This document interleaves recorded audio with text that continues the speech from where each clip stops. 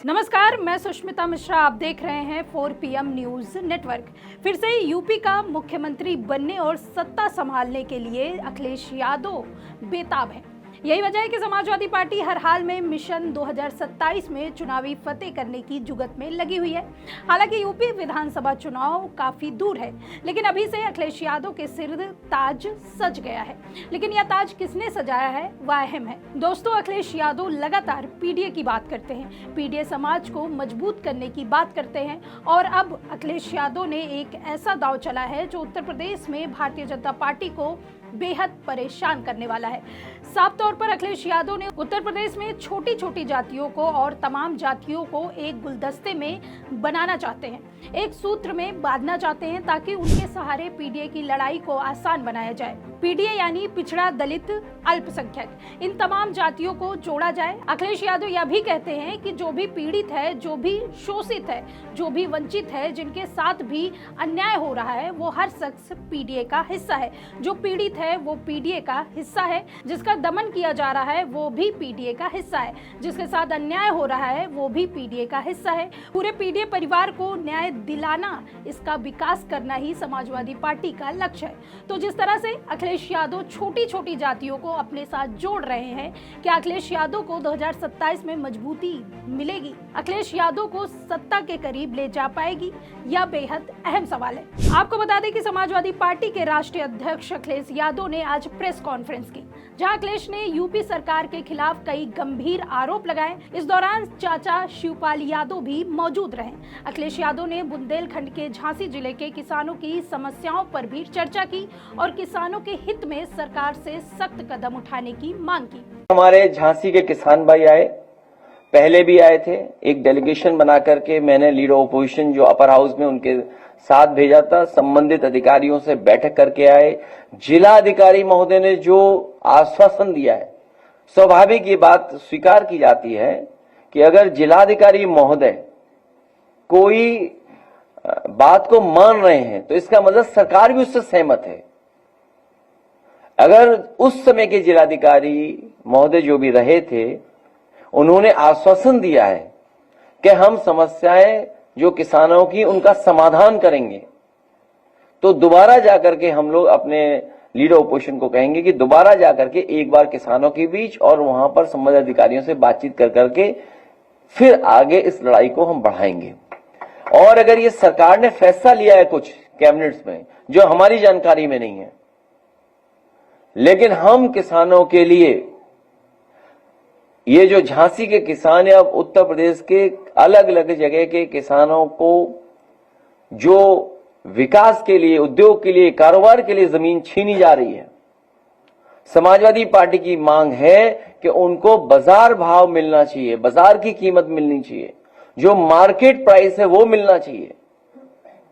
और दबाव बना करके किसी भी सहमति के कागज पर दस्तखत नहीं कराने चाहिए। हमारे किसान भाई कई बार नहीं समझ पाते हैं, उन्हें समझाया कुछ जाता है और कहा जाता है कि इस कागज पर दस्तखत कर दो, और जब एक बार दस्तखत हो जाते हैं तो उसके बाद उनके पास कोई अधिकार नहीं बचता है। जब लैंड एक्विजिशन एक्ट है और हम और आप सब ये मानते हैं कि हमें किसानों के साथ खड़े रहना है, किसानों को लाभ पहुंचाना है, तो सर्किल रेट बढ़ा करके जो 4 गुना मुआवजा है या मार्केट वैल्यू है, मार्केट वैल्यू के हिसाब से उनको मिलना चाहिए। और जिन किसानों के नाम पर जमीन दर्ज नहीं है, क्योंकि सरकार ने ही उन्हें जमीन दी है जब स्थापित हुए हैं, तो और अगर सरकार ने ही विस्थापित किया है, पहले भी उनकी जमीन ली जा चुकी है और फिर जमीन ली जा रही है। ये सच है कि जमीन की मारामारी है, इसीलिए Bharatiya Janata party land acquisition act ला रही थी, ऐसा कानून ला रही थी कि हमारे किसानों की जमीन छीन जाए। आज भी भारतीय जनता पार्टी के लोग ही जमीन छीन रहे हैं। जितनी जमीन है वो एक्सपेंड नहीं हो सकती है, जो जमीन है वो उतनी ही रहेगी। जैसा हमारे नेताजी के नाम के नामारासी राजपूत जी ने बताया कि परिवार को एक समय पर 5 एकड़ जमीन मिली थी। भाइयों के बंटवारा, उनके बेटों के बंटवारे के बाद जमीन उनके हाथ में कुछ है ही नहीं। ये एक परिवार की कहानी नहीं है। पूरे देश के तमाम परिवारों की यही कहानी है। और इसलिए भी ये संकट का समय, क्योंकि जमीन एक्सपेंड नहीं हो सकती। इस तरीके से सरकार मजदूरों के अधिकारों को छीन रही है, मजदूर भाइयों को कोई सुविधा नहीं दे रही, न उन्हें कोई सिक्योरिटी दे रही, न कोई सेफ्टी दे रही, और जो भी कुछ उनकी समस्याएं हैं उनका भी समाधान नहीं कर रहे। जिस तरीके से किसान का एक्सप्लॉयटेशन है चरम सीमा पर, उससे ज्यादा एक्सप्लॉयटेशन हमारे मजदूर भाइयों का हो रहा है। और अलग अलग स्थान पे अलग अलग तरीके से मजदूर भाइयों से काम भी ले रहे हैं, लेकिन जो उन्हें सम्मान मिलना चाहिए, जो उनके अधिकारों के तहत जो सुविधाएं मिलनी चाहिए, वो भी सरकार सुविधाएं नहीं दे रही है। साक्षी जब मिलेंगे हम उन्हें प्रणाम भी करेंगे और हम पूछेंगे जरूर।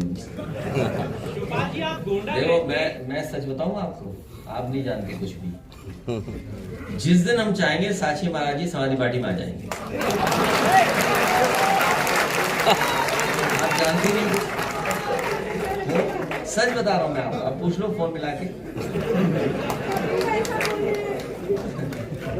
हम लोग जिस दिन चाहेंगे उसी दिन साक्षी महाराज जी समाजवादी पार्टी में आ जाएंगे। हम जिस दिन उनसे अपील करेंगे, निवेदन कर लेंगे कि यार छोड़ो उसको, अब हमारे साथ आइए, लड़ाई बड़ी है पीडीए की, जातीय जनगणना की, वो हमारे साथ खड़े दिखाई देंगे। और सच्चाई बता दो, उन्हीं के दबाव में जातीय जनगणना हुई है। अखिलेश यादव ने कहा कि झांसी और आसपास के इलाकों में 25,000 किसानों की जमीन प्राधिकरण के माध्यम से हड़पी जा रही है। उन्होंने आरोप लगाया कि सरकार किसानों को न्यूनतम मुआवजा दे रही है, जो कि उनकी जमीन के बाजार मूल्य से बहुत ही कम है। उनका कहना था कि 9 लाख रुपए प्रति हेक्टेयर मुआवजा बहुत कम है और किसान हित के खिलाफ है। उन्होंने कहा कि अत्याचार पूरी तरह से गलत है और सरकार को किसानों के अधिकार पर पुनः विचार करना चाहिए।